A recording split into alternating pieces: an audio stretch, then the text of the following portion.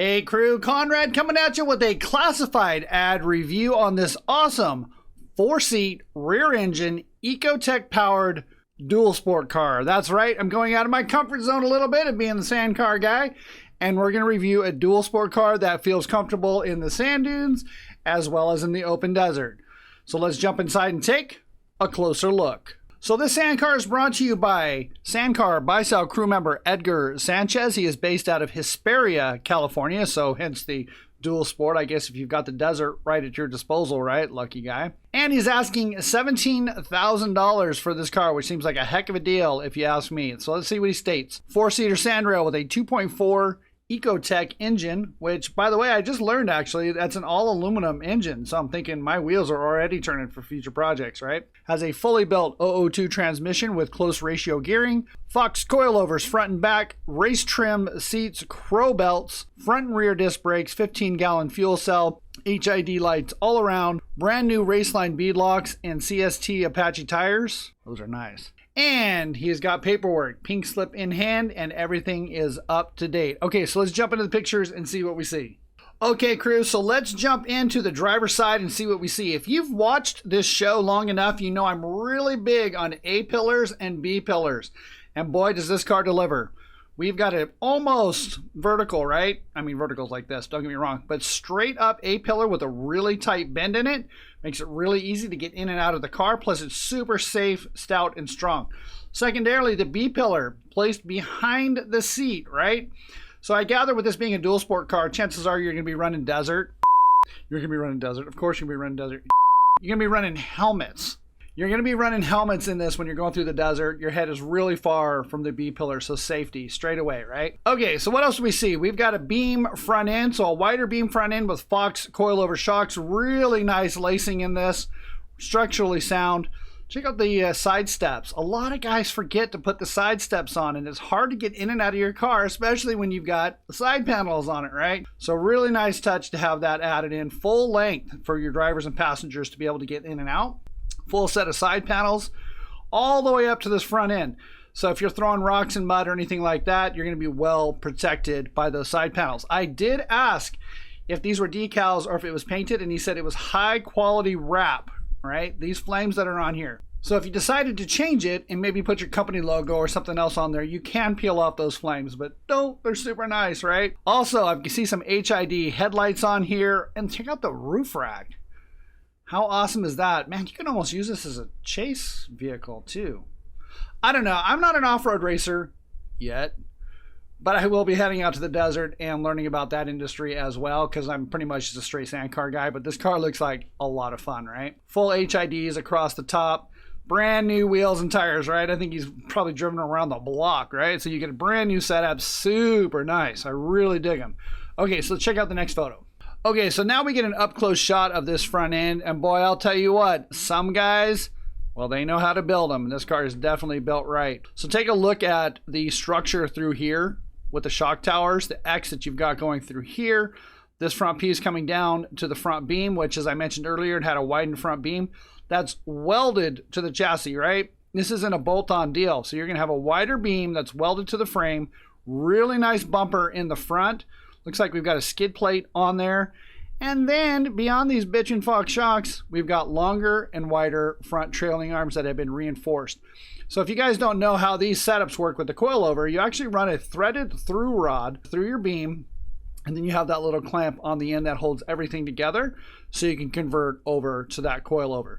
So what else do we see? Some LED lights, really nice rack and pinion, and then, oh, a little extra touch.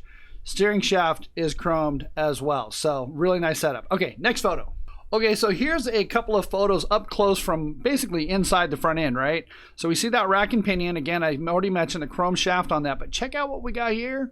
Some braided brake lines as well. We can also see the lacing, how this is tied in for the structure of this car.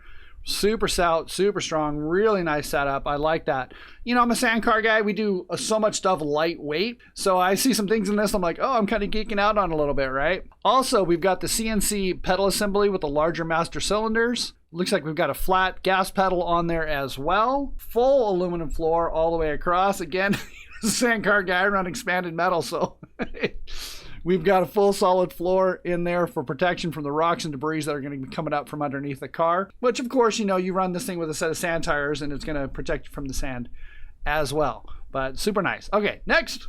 All right, so now we got a front shot of this. Check out the HIDs across the top on there with the A-pillars mounted down here. This thing's just got a blow up light in the desert. It looks fantastic. Rear view mirror. I really like this basket up top. I mean, look how high the sides are on that as well. This gives you an idea of the elbow rail. Does anybody know what that rail is called, front to back? But it's completely straight across there. And then down here, we were talking about that front end and how all of the lacing ties in to keep the structure. Yeah, super nice setup. All right, next. Okay, so here he's giving us a shot of the gauge package and all the switches. So you've got 3 gauges, looks like your idiot lights on there. Also, all the switches are labeled, which is super cool. JMAR shifter, but you know what he's got on here is a custom handle. I've not seen that before. That almost looks like brass knuckles, right? Here's our full floor, chrome footrest, which, you know, again, it's details to me. You take that piece, you get it chromed, you weld it on, then you tape it off before it goes to powder or paint. You know, it's just little things that start to add up when I'm looking at a car that I like to see. Also, you know what I see? Right there. We've got, looks like some sort of VIN number or something on there as well. Flat gas pedal like I mentioned. Chrome fire extinguisher. Super nice. Looks like we got a walker brake in there as well. Maybe we'll get another shot of the seats and I'll be able to see that, but I do see that tucked in there as well. But otherwise, next. He's got a pretty cool cup holder in there, right?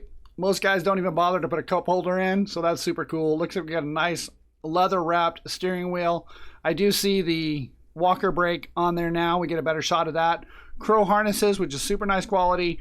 Like I mentioned about the seats, you got a full set of suspension seats in here, front and back, that has the material on them, that vinyl. They're easy to wipe out. They're really easy to clean. I actually prefer that material. And I do see some rugged lines here. So you have your communication so you can talk to your passengers. I'm not sure if it's car to car, but at least you're going to be able to talk to your passengers on that one. Okay, so let's jump into the next photo. Okay, so let's jump into the rear of the car. Check out the passenger compartment on this. Man, it looks like there's a lot of room in there. I'm 6'1", over 200 pounds. I'd be willing to bet that I fit in there really well with no issues. I love the chassis design, right? The C-pillar, coming back to this D-pillar with the bends in it. Again, I'm a details guy, you know, so when I see the little bit of time that was put in to make this look a little bit nicer versus just going straight tube all the way down, you know, that's the stuff, again, that I'm always looking for. Single Fox shock on the back with a remote reservoir. Looks like we've got a really nice exhaust system set up on that as well. And of course, the brand new wheel and tire package that he just put on. Okay, let's see what else we can see. Okay, so the rear of the car, right? The first thing that jumped out at me was the pumper. There's a pumper mounted right here with the hoses, right? So you can plumb those into your helmet. Don't ever have to deal with that in the sand typically, right? But out in the desert, yeah, you're gonna wanna have those plumbed into your helmet to blow the air through and blow it out so it's not going up inside. Super nice touch to have that on it on as well. I mean, come on guys, we're a turnkey off-road sand car right here. And let's see, we've also got the trailing arms, super stout setup on as well. Skid plate under the bottom, protect that oil pan, protect that engine. And it looks like that's all I see there. Let's jump into the next one. All right, so a better angle of the engine and that radiator with the triple fans on there. Looks like he's got his license tag up there, and then here's where he's blowing up the lights, right? They're super bright. Like me. Okay, maybe not. I try. Moving on. So nice exhaust setup on this. I can kind of see a badge on there. I'm not sure who built this exhaust. Maybe we'll be able to see in the next photo. But overall, you can't go wrong with an ecotec motor. A lot of horsepower, super reliable. Years of trouble-free service with that, man. Just change the oil, change the plugs, and rock and roll. Okay, let's see the next one. And there it is. I pulled up this photo. There's that custom hand-built exhaust, Tom face headers. Also see, we've got a couple of lights in the back for safety as well. And then a nice shot of that inline 4 ecotec engine in that radiator package.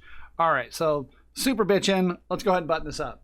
Okay, crew, so let's go ahead and close this out. This is take 8 for me because you guys know I'm a sand car guy, right? It's through and through. So to get into the dual sport world, the hard pack world, well, that's a little bit out of my wheelhouse, right? It's not something I don't want to do. And eventually I think I will get out in the desert and run that and see what that's all about.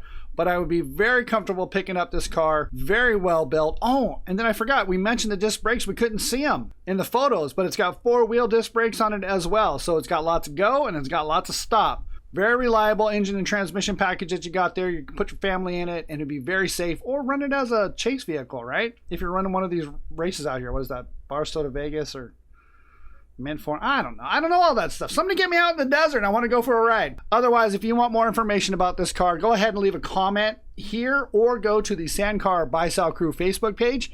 You can find this car and many others on there as well. Join our group. Oh, by the way, please subscribe, perhaps. Just saying. All right, crew, that's all I got. Thank you for watching. See you in the dunes.